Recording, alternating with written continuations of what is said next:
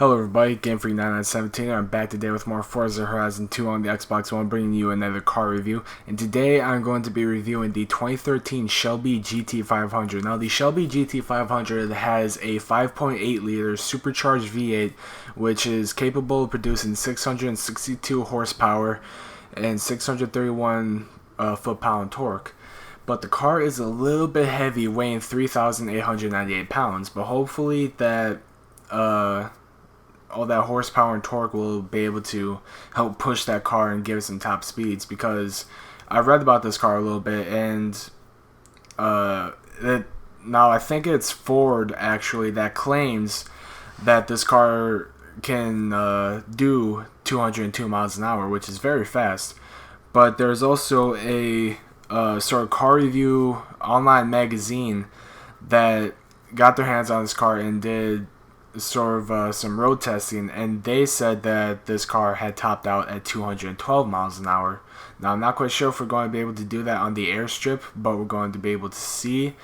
And also a little bit of a story behind this. My recording software kept crashing on me today, so hopefully everything will be going fine. But I already have my car bought, put the paint job on it. It's completely stock. I just bought it, and it's actually lined up at the airstrip right now. So what I'm going to do is I'm going to drive this down the airstrip, see what we get at the speed trap, then drive it back on the same route to the outpost just to see what the handling is like.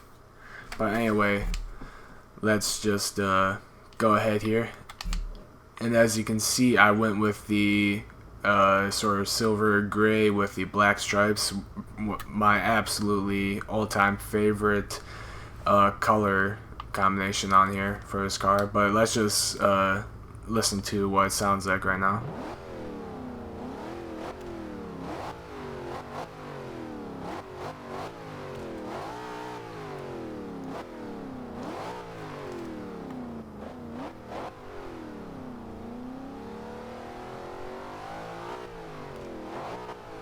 Can't really hear that supercharger that much. Maybe we'll be able to hear it when we're actually going. But man, it sounds so vicious.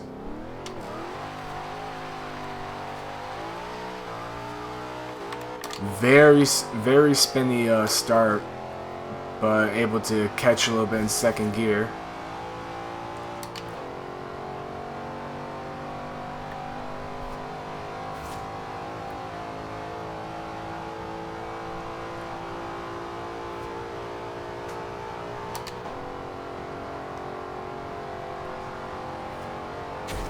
And 180.41. Now I can't quite remember, but that speed right there is going to make it one of the fastest muscle cars that I've reviewed. Alright, so let's just go ahead and drive it back, see what the handling is like.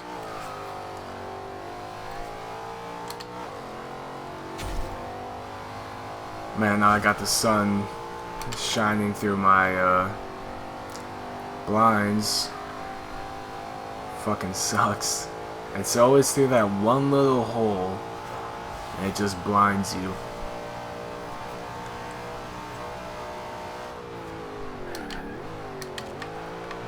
Braking is pretty good on this car.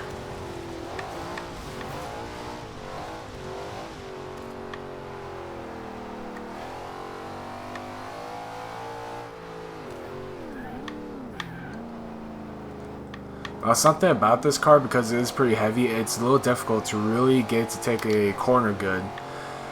Because what it does is it does turn, and it almost has oversteer, but it doesn't really hold through the turn very well unless you drop down the RPMs and just go slow through the corner. But otherwise, it's actually getting a lot of grip in third and second gear. Forgot that I'm supposed to be taking this left, because then we can test what it's like on the gravel. Ooh, a lot of spin in second gear.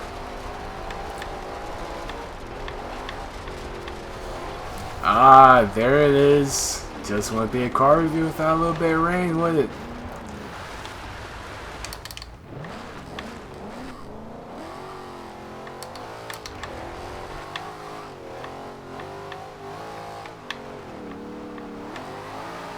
Gonna just kind of drift around this for a little bit. Have a little bit of fun. Otherwise, this car is actually very good at handling, other than the bit of understeer, I guess I'll call it, just simply because it doesn't go through the corner well. Let's go ahead, see what kind of customization we can do to this. So, no engine swaps. Do an all-wheel drive swap, don't want to do that. We can switch the supercharger for a twin turbo. I like that. I love me some turbos. Alright, now let's go ahead and completely soup this car up. I don't even think that I have a fully souped up GT500. I think I just have a 2013 Super Snake replica, so that car is only making 850 some horsepower.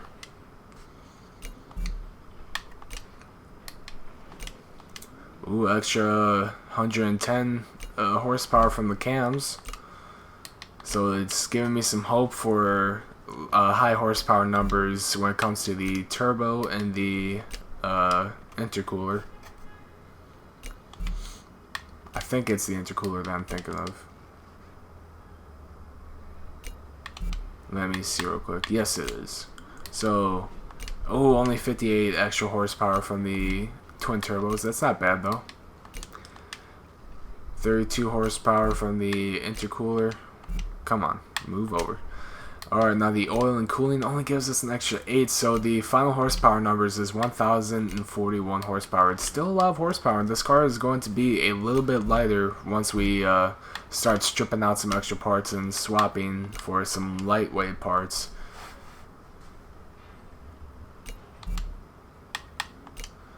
Put these anti-roll bars on there. Helps with the lateral G's while shaving some weight. And a roll cage I'm probably not going to put in because this car is very heavy. Alright, so 3161.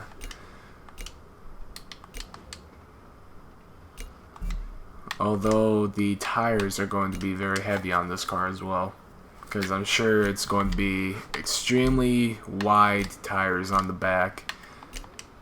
No, it's an American muscle car. You gotta have some drag radials on the back, really.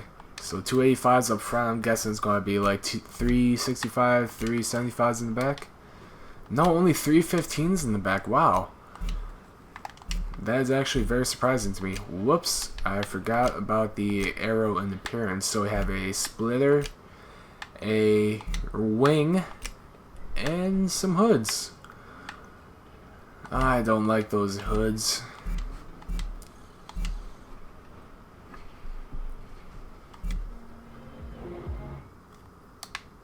Alright, let's go ahead. Just try crawling this way. Don't want to hear the car too much. Don't want to spoil anything.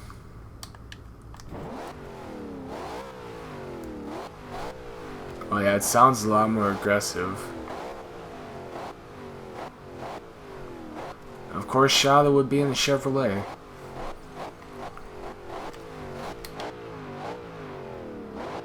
Can't really hear the turbos that much in this car. Oh well, it's no big deal. Although I do love the sound of a V8 with some turbos in it. Good God, this car is fast. I think I was in second gear doing 135. Braking is very good and handling is a lot better now. Wow, and surprisingly coming out of that turn, I wasn't getting much spin in second gear, although I was taking it very easy. Although when you are racing, you're not going to be hammering the throttle when you're coming out of a turn. At least I would hope not. And third gear, it really does a good job at catching in the gravel. So yeah, right there, I was hammering the throttle and it wasn't really spinning much, although that is in low RPMs. I'm sure when the RPMs start climbing, yup, right there is when the back end started to spin. It was leaving some marks, even fishtailing a little bit.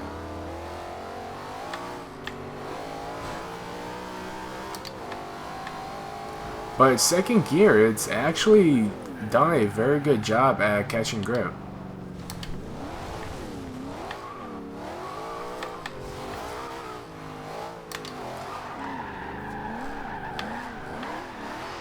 Try a drifter on that corner, but don't exactly have a good drift setup on this car.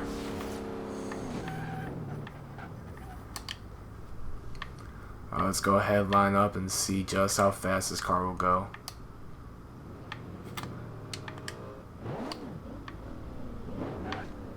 Alright, let's line up a little bit better.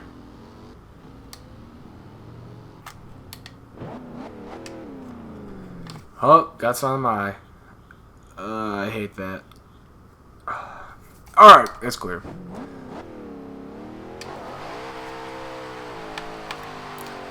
Very spinny off the launch. In second gear though, it grips so good. Oh, we were actually going to be hitting 140s in second gear. Alright, now this car is starting to struggle a little bit. 217.23, and if I'm not mistaken, I think that might be the fastest muscle car I have reviewed. But anyway, my overall thoughts on this car, you know, I love Fords to death, and this is one of my all-time favorite cars. I know I love this body style Mustang, and I love the sound and everything about it, but one major thing about it, it spins almost too much in corners if you're not careful. But if you are careful, this car is a treat. You know, in second and third gear, the acceleration is insanely fast and it has awesome grip. The braking is good and the handling is actually fairly good as well. So as a track car, I would actually give this somewhere around a 8.5 out of 10. But like I said before, in second gear, if you're not careful, this car can break loose from you and can cost you a race. But if you're careful enough, which I hope that you are, this car will work with you. But anyway, an 8.5 out of 10 I think is probably about the fairest I could give it. Well, anyway, I hope you guys enjoyed the video. If you did, let me know in the comment section down below, or just give the video a thumbs up. If you want to see more content from me and my friends when I record with them, make sure to hit the subscribe button. I'll be uploading daily. And I'd like to thank you all so much for watching, and I'll see you in the next video.